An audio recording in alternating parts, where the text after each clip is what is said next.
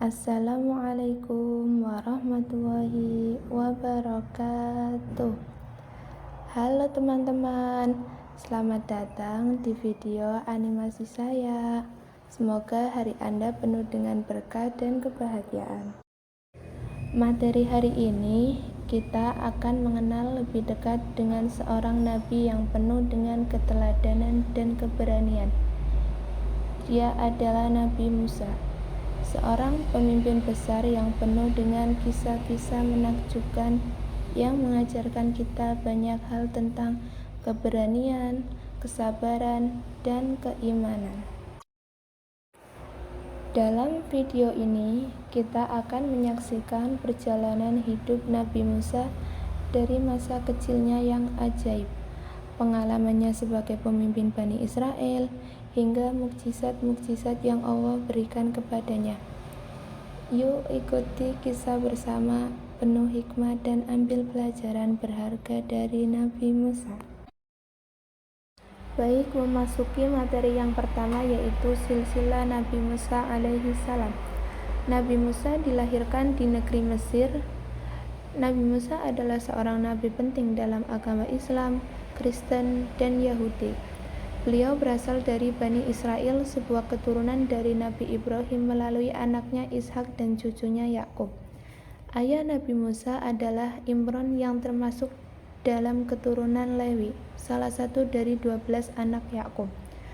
Keluarga ini tinggal di Mesir pada masa ketika Bani Israel diperbudak oleh Fir'aun. Nabi Musa dikenal karena peran pentingnya dalam membebaskan Bani Israel dari perbudakan dan menerima wahyu dari Allah, termasuk 10 perintah Tuhan di Gunung Sinai. Kisah hidupnya Nabi Musa diceritakan dalam Al-Quran, Alkitab, dan Taurat.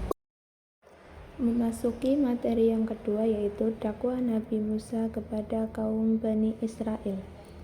Secara ringkasnya, yaitu Bani Israel telah menjadi pengikut Nabi Musa alaihissalam. Namun, selepas pada peristiwa tewasnya Fir'aun, telah berlaku satu peristiwa yang amat mengecewakan Nabi Musa alaihissalam. Ketika dia sedang menerima wahyu dari Allah di Tur Sina, umatnya yang ditinggalkan sementara hanya selama 40 hari di bawah pengawasan saudaranya, yaitu Nabi Harun, telah kembali kufur setelah didakya oleh seorang munafik yang turut serta dalam rombongan Nabi Musa, yaitu Samiri. Samiri telah berusaha menghasut kaum Bani Israel yang tidak sabar dan kecewa dengan kelambatan Nabi Musa untuk membawakan sebuah kitab, yakni Taurat untuk menjadi pegangan mereka, dan mendakwa Nabi Musa telah meninggalkan mereka dalam kegelapan. Disinilah Samiri memainkan perannya dan menghasut kaum Bani Israel hingga akhirnya mereka sekali lagi berada dalam kesesatan dan kufur dengan menjadikan patung berbentuk seperti anak lembu sebagai sembahan mereka. Materi yang ketiga, yaitu ayat-ayat tentang Nabi Musa alaihissalam, yaitu ayat-ayat yang menyangkut kisah Nabi Musa alaihissalam dalam surat Thaha ayat 29-36, surat Asy-Syu'ara ayat 10-28, dan surat Al-A'raf ayat 136-137. Yang pertama yaitu surat Thaha ayat 29-36, yaitu menceritakan dialog antara Nabi Musa alaihissalam dengan Allah Subhanahu wa Ta'ala. Jadi Nabi Musa memohon kepada Allah agar saudaranya Harun diangkat sebagai pendampingnya dalam menyampaikan risalah kepada Fir'aun. Musa meminta agar Harun menjadi penolongnya dalam berdakwah karena dia lebih fasih berbicara. Allah mengabulkan permohonan Musa dan menenangkannya dengan mengatakan bahwa dia akan selalu bersama mereka. Mendengar dan melihat segala sesuatu, Allah memerintahkan Musa dan Harun untuk pergi kepada Fir'aun yang telah melampaui batas. Yang kedua yaitu surat Asy-Syu'ara ayat 10-28, yaitu Allah memerintahkan Nabi Musa untuk menemui Fir'aun dan menyerukan agar Bani Israel dibebaskan dari perbudakan. Musa merasa takut karena dia pernah membunuh seorang Mesir dan khawatir tidak akan dipercaya. Allah menenangkannya Musa dan menyuruhnya pergi bersama saudaranya Harun. Musa menyampaikan pesan Allah kepada Fir'aun Namun Fir'aun menolak dan menuduh Musa sebagai tukang sihir. Musa menunjukkan mukjizatnya sebagai tanda kebenaran risalah yang dibawanya. Yang ketiga yaitu surat Al-A'raf ayat 36-37, yaitu menceritakan akibat dari keangkuhan Fir'aun dan kaumnya yang terus-menerus menolak kebenaran meski telah diberikan berbagai tanda dan mukjizat. Akhirnya Allah menenggelamkan mereka di laut dan menyelamatkan Bani Israel. Bani Israel kemudian diwariskan tanah yang penuh berkah, yaitu tanah yang dulunya milik Fir'aun dan kaumnya. Dengan demikian, Allah menggenapi janjinya untuk memberikan kemenangan kepada orang-orang yang tertindas.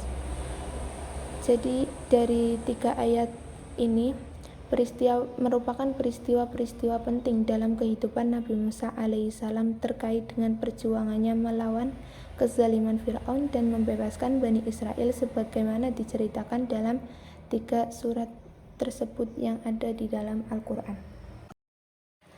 Baik, memasuki materi yang keempat yaitu mukjizat Nabi Musa alaihissalam. Jadi Nabi Musa alaihissalam diberi 2 mukjizat pertama oleh Allah Subhanahu wa taala untuk membantu beliau dalam menghadapi Fir'aun dan membuktikan kerasulannya kepada Bani Israel. Yang pertama yaitu ada mukjizat tongkat. Jadi tongkat Nabi Musa alaihissalam memiliki kemampuan berubah menjadi ular besar ketika dilemparkan. Hal ini pertama kali ditunjukkan saat Nabi Musa bertemu dengan Fir'aun. Ketika para penyihir Fir'aun melemparkan tongkat-tongkat mereka dan berubah menjadi ular, tongkat Nabi Musa berubah menjadi ular yang lebih besar dan memakan ular-ular mereka. Mukjizat ini menunjukkan bahwa kekuasaan Allah dan membuktikan bahwa Nabi Musa adalah utusannya. Yang kedua yaitu mukjizat tangan. Mukjizat ini dikenal dengan nama Yad al-Ba'ida atau tangan yang bercahaya. Jadi ketika Nabi Musa memasukkan tangannya ke dalam bajunya dan mengeluarkannya kembali, tangan tersebut berubah menjadi putih bercahaya tanpa cacat. Mukjizat ini juga ditunjukkan kepada Fir'aun sebagai bukti kekuasaan Allah Subhanahu wa taala dan kenabian Musa alaihissalam. Jadi dari kedua mukjizat ini menunjukkan keajaiban yang luar biasa dan merupakan tanda-tanda kenabian yang diberikan Allah kepada Nabi Musa alaihissalam. Untuk apa? Untuk memperkuat dakwanya dan menghadapi tantangan yang diberikan oleh Fir'aun dan kaumnya. Jadi memasuki materi yang terakhir yaitu pelajaran apa sih yang dapat dipetik dari kisah tadi.